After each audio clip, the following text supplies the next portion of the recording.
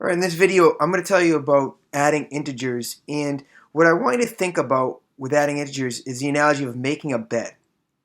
So when you make a bed, you always start with the sheet, and I think of the sheet as adding integers. The blanket and the warmer stuff that comes on after the sheet, that's subtracting integers. So whether you are adding integers or subtracting integers, you always use addition. Just like when you make a bed, whether it's cold out or whether it's warm out, you're always going to have a sheet on. Now, when we add integers, you look right here, I've got two positive numbers, 7 plus 3. You've done that since probably you were in first grade. That's going to equal 10.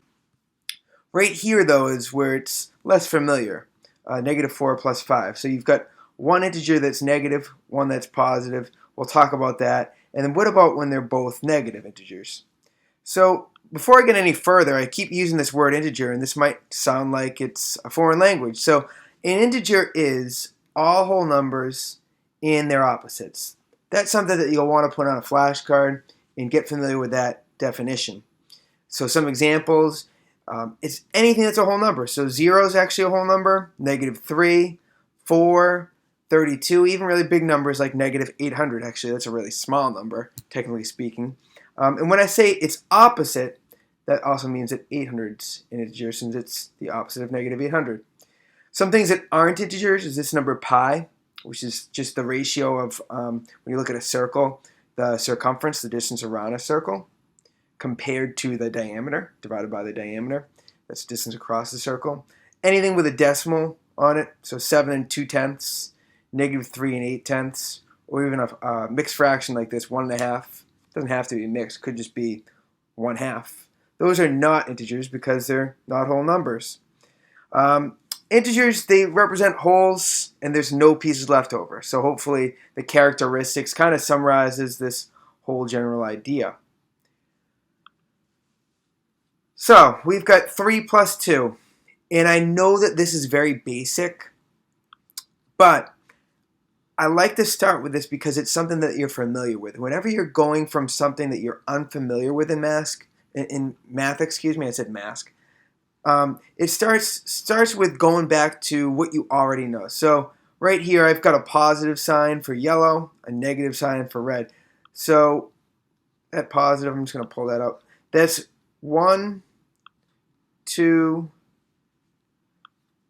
3. 3 positives. And if I add that with 1, 2 other positives, well, we end up with 5 total positives. And again, this is something that you're already familiar with, but I think it's very useful to start with the pictures and then kind of work our way toward making a conclusion that we can start taking shortcuts with. So what about something like this? You see it's negative 4 plus negative 3. The first thing I'm going to address with this, and I did this on purpose, is to actually show you that we need to put parentheses around this negative 3 right here. And I'm going to do this in purple just so we can see it.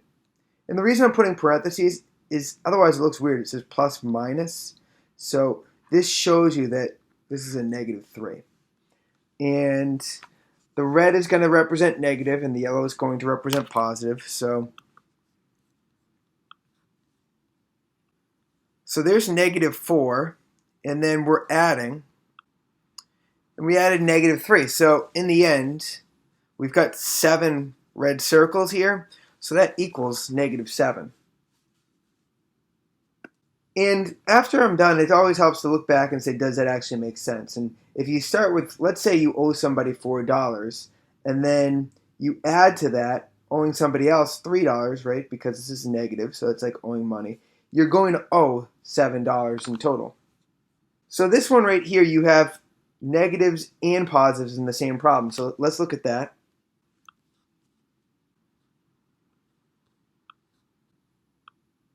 So you can see I pulled out 6 negatives and 1 positive.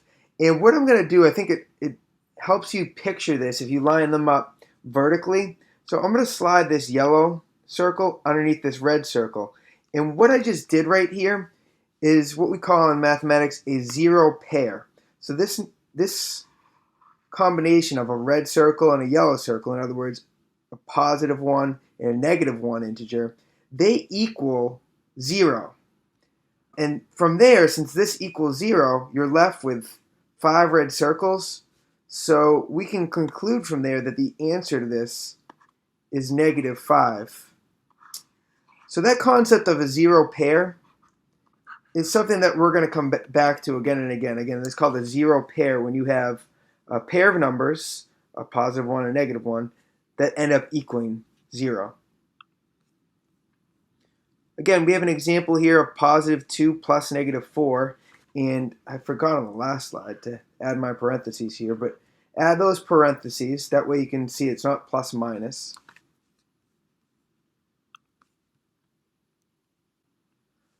So positive 2, the two yellows, and negative 4, I'm going to line up the positive and the negative. And so right here you can tell that this equals 0, that's a zero pair, and this equals 0. And all you're left with at this point are 2 red chips. So those 2 reds are going to equal negative 2. Let's try another one. I've got 5 plus negative 5, and I'm going to put the parentheses there to start off with.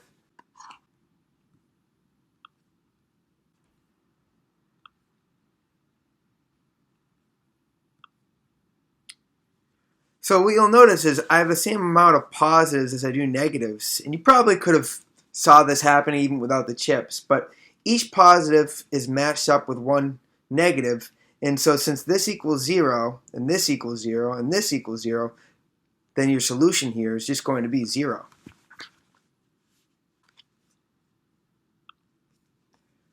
I'm just going to look at one more. We have positive 3 plus negative 2, and again I want to put parentheses.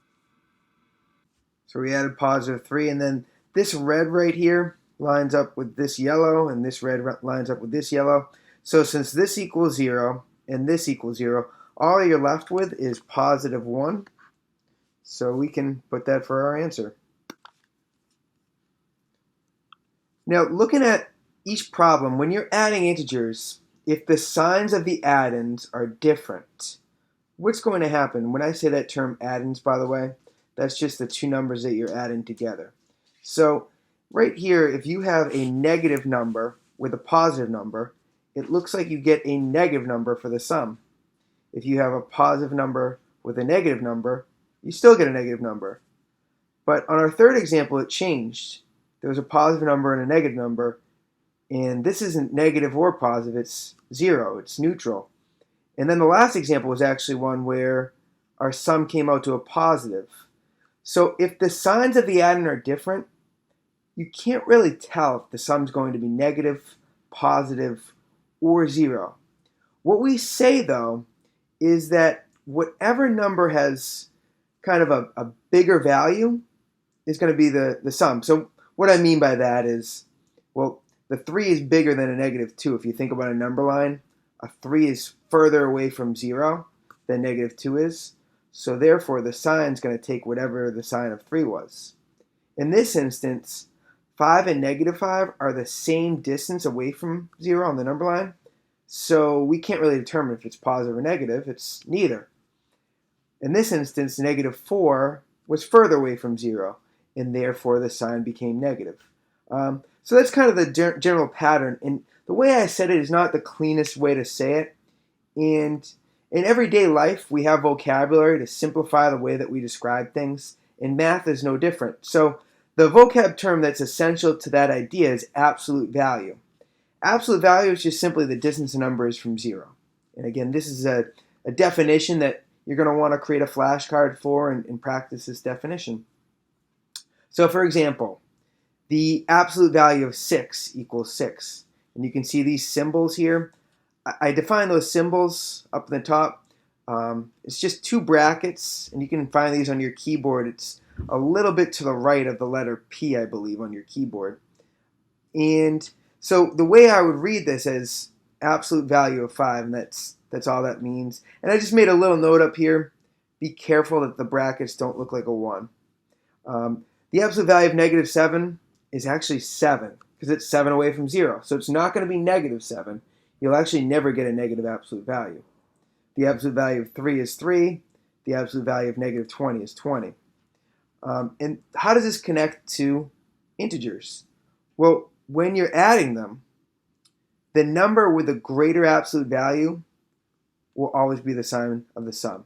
So if I go back to this, it sounds a little bit cleaner now. The greater absolute value here was negative 6. It has an absolute value of 6. So therefore the sign was negative. The greater absolute value of this one, well, that's, again, the negative number. So therefore the sign was negative. So just to recap, I think about making a bed. When you're making a bed, the sheet is addition. And you're always going to want to put the sheet on. So even when we do subtraction in the next lesson, you're still going to be doing addition. You're always going to do addition, whether you're doing subtraction or addition problems. And we'll explain on the next video.